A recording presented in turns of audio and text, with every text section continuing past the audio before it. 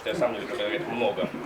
Вот. И сегодня сказали уже достаточно. Я хотел бы, во-первых, выразить огромную благодарность. Для меня огромная, во-первых, честь быть здесь и исполнять премьеру замечательного тувинского композитора, выдающегося Владимира Токи. И для меня помимо этого огромное удовольствие находиться здесь, в Кызыле.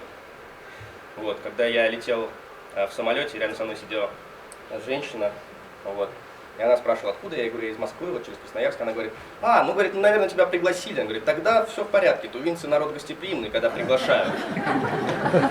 Вот. Я говорю, посмотрим. Вот, я на самом деле не скажу, что потрясен, потому что я всегда ожидаю вот чего-то замечательного, но действительно настолько гостеприимство огромное и настолько потрясающая природа, конечно, как вам повезло жить на берегу Енисея, это касается, конечно, и многих. Вот. Я хочу еще раз поблагодарить, конечно, директора филармонии Игоря Душа, да, потому что вот все, что здесь сейчас происходит, во многом благодаря нему в том числе. Вот. Я поздравляю вас с 50-летним юбилеем. Вот, в качестве подарка. Вот. Исполнит для вас 24-й каприз Паганини.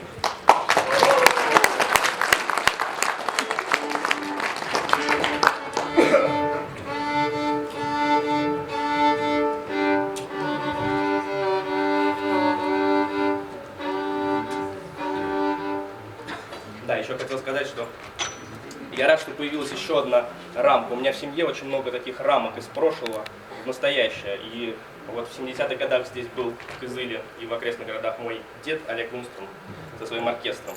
Вот, и я очень рад, что спустя какое-то количество времени история закольцевалась.